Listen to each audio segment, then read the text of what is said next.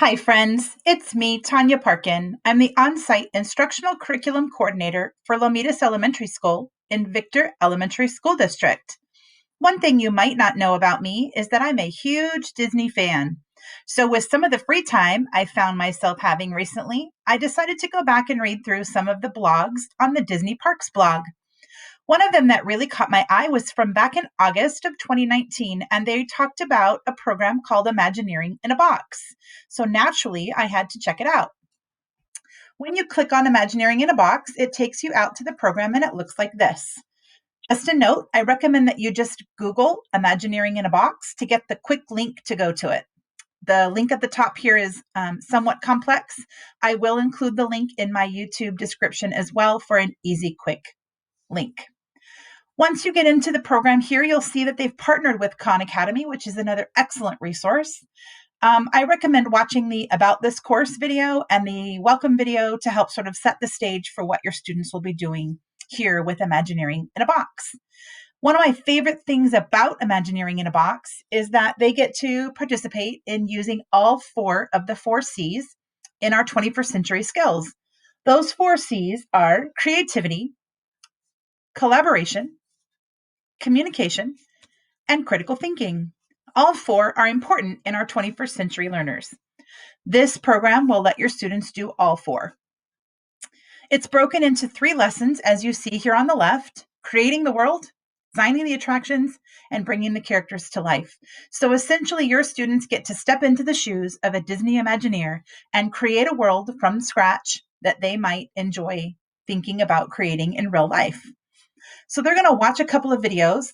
That's the structure. Watch a couple of videos, do an activity, watch some videos, do an activity. You'll notice each exercise is listed here for what the students will be doing, and there are 10 exercises in lesson 1, the creating of the world.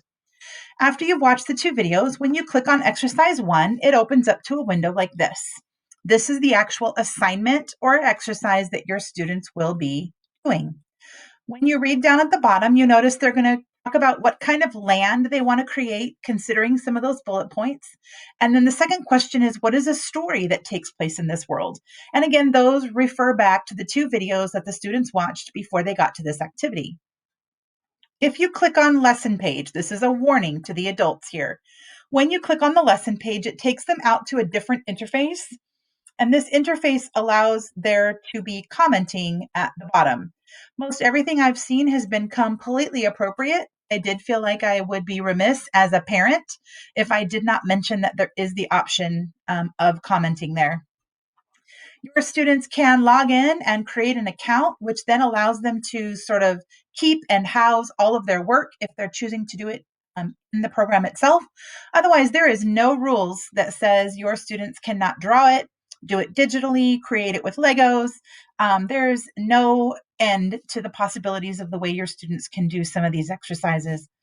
They also do not necessarily have to be done all in order, although it is set up similar to how the Imagineers themselves create worlds in Disneyland and Disney World. So I would recommend keeping to the structure as much as possible.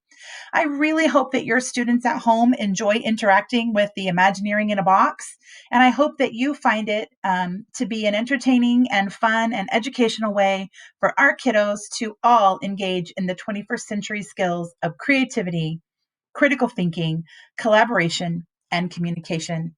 I cannot wait to see what our students come up with. Enjoy your day.